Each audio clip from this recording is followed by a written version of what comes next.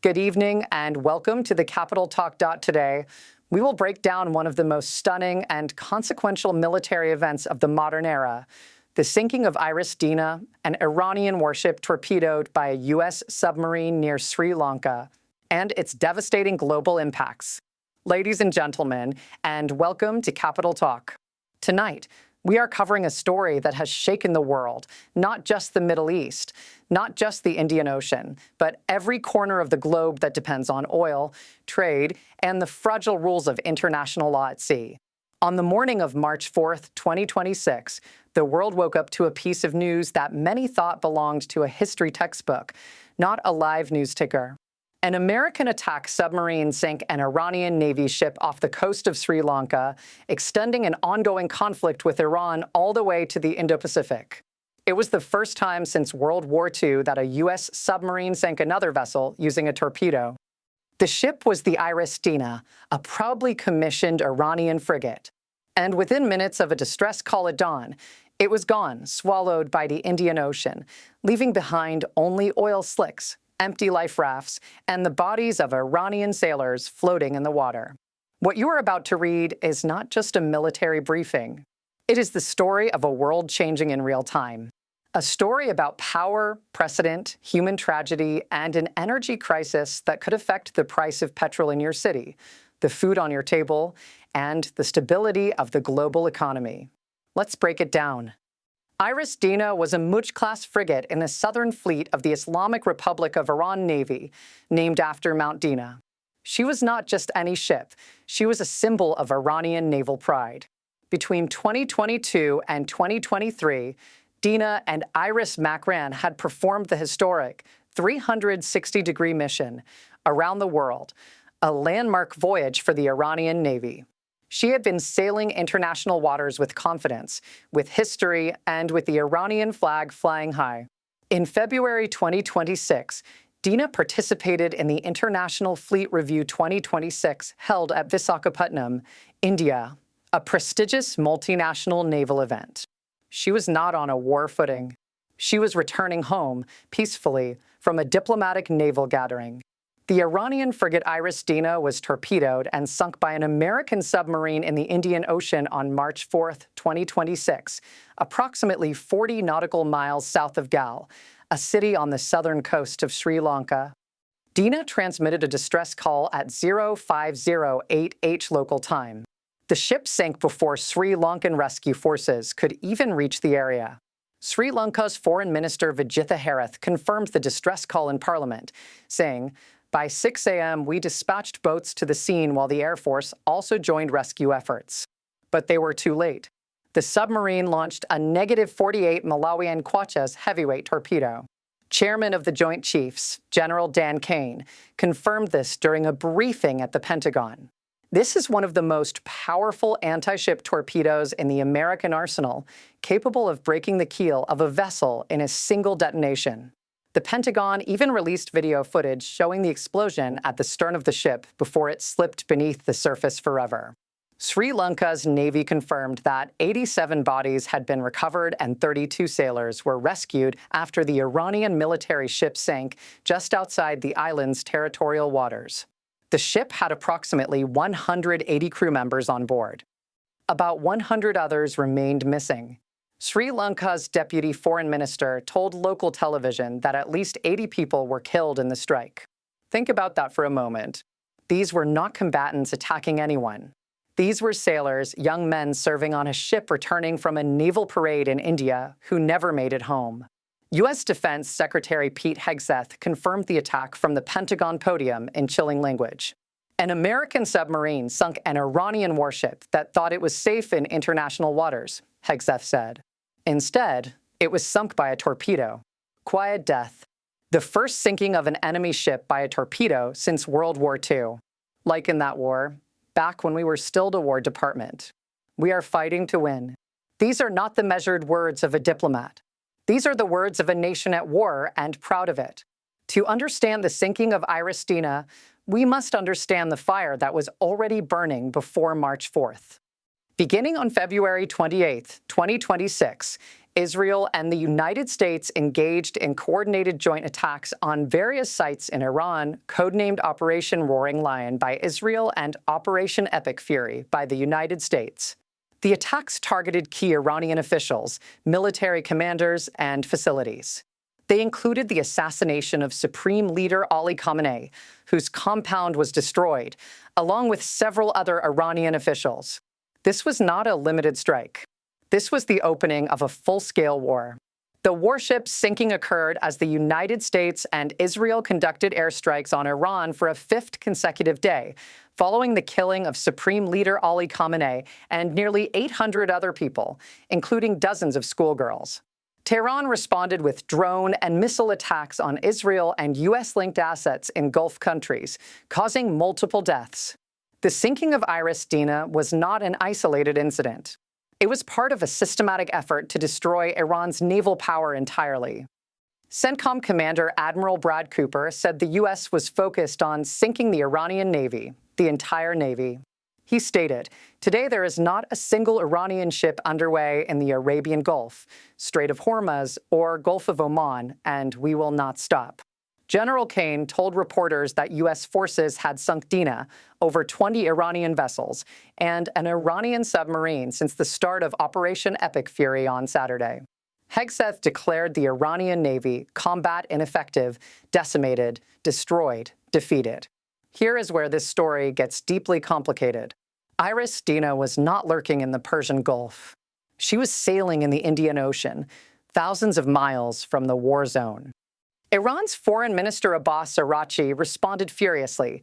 The U.S. has perpetrated an atrocity at sea, 2,000 miles away from Iran's shores. Frigate Dena, a guest of India's Navy carrying almost 130 sailors, was struck in international waters without warning. Mark my words, the U.S. will come to bitterly regret the precedent it has set. This is a powerful statement, and it raises a profound question that military law experts and world governments are now debating. Is any Iranian-flagged vessel anywhere in the world now a legitimate target? That precedent, if it stands unchallenged, fundamentally changes maritime law as we know it. Let us pause from the facts and figures for a moment and think about what actually happened on that ocean. Imagine you are a sailor.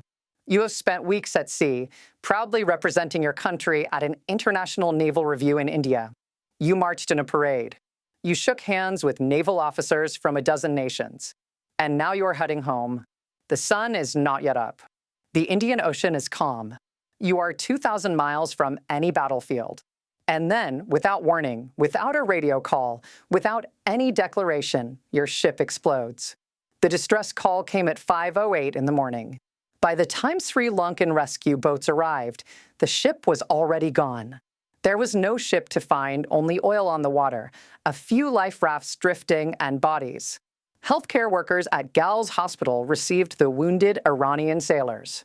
An Iranian embassy official traveled to Gal to speak to survivors, to understand what had happened. These survivors must carry something that no military briefing will ever acknowledge: the memory of watching their shipmates disappear into the deep. This is not to say America had no military logic behind the strike.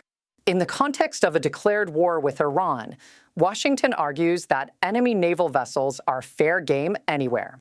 But the human cost, 87 confirmed dead, over 60 still missing, is a weight that history will carry long after the politics of 2026 are forgotten. Now let us turn to the question that affects every single person on this planet, whether they live in Karachi or Kansas City, New Delhi or Nairobi. What does this war, and specifically the sinking of IRIS Dena, mean for the world? The U.S.-Iran conflict has pushed the Strait of Hormuz to a de facto closure through insurance withdrawal, putting at risk roughly 20% of global oil supply alongside critical volumes of jet fuel, LPG, and LNG serving Asian and European markets. The crisis disrupted global energy supplies and stranded tankers in the Persian Gulf. Oil prices rose sharply, with Brent crude increasing by 10 to 13% in initial trading, and analysts forecasting potential rises to $100 per barrel or higher if disruptions persist. At least 5 tankers have been damaged, 2 personnel killed, and about 150 ships stranded around the strait. A commander in Iran's Revolutionary Guard said the strait was closed and that any vessel attempting to pass would be set ablaze. This is not a theoretical risk. This is happening right now. And the sinking of IRIS Dena, far away in the Indian Ocean, sends an unmistakable message. The war has no geographic boundaries. The majority of the crude oil shipped through the Strait of Hormuz goes to Asia. China, India, Japan, and South Korea account for nearly 70% of those shipments. Their entire industrial civilization depends on those barrels of oil flowing freely. A prolonged closure would likely lead to a further surge in oil prices, with some analysts seeing oil crossing $100 per barrel. About 20% of global LNG exports that come from the Persian Gulf are also at risk, primarily those originating from Qatar. In Asia, Thailand, India, South Korea, and the Philippines are the most vulnerable to higher oil prices due to their high import dependence. For Pakistan, this is particularly alarming. Qatar and the UAE account for a massive share of our LNG imports. If those routes close, we are not just talking about expensive petrol. We are talking about gas shortages, power cuts, and industrial shutdown. The sinking of IRIS Dena has placed India in an extraordinarily uncomfortable position. The Iranian ship had just left Indian waters. It was literally returning from an Indian naval event. Sushant Singh, a lecturer in South Asian Studies at Yale University, said, "The sinking of the IRIS Dena just hours after it left Indian waters is a massive blow to New Delhi's regional credibility." He noted that the Iranian ship was going from an Indian fleet review through what is not an active war zone and definitely an area of India's influence. That is why it crosses a thick red line. India's Congress leader Rahul Gandhi attacked Prime Minister Modi, saying the West Asia conflict had reached India's backyard, while Modi had not spoken. Gandhi warned, India's oil supplies are under threat, with more than 40% of our imports transiting the Strait of Hormuz. India now faces a terrible dilemma. It is one of America's closest strategic partners, yet it also has deep energy and diplomatic ties with Iran, and now its own sovereign prestige has been bruised. How Modi's government responds to this in the coming days will define India's global standing for years. Major container shipping companies, including Maersk and Hapag-Lloyd, suspended transits through the strait and related routes. This forced Suez Canal traffic to be rerouted around Africa's Cape of Good Hope, which added weeks to transit times and increased costs. Natural gas prices in Europe also spiked sharply, from 30 euros per megawatt hour the previous week to above 60 euros per megawatt hour at peak, nearly doubling within days. Every product you buy, clothes, electronics, medicines, food, travels on ships. When shipping costs double, those costs eventually land at the checkout counter. The consumer pays.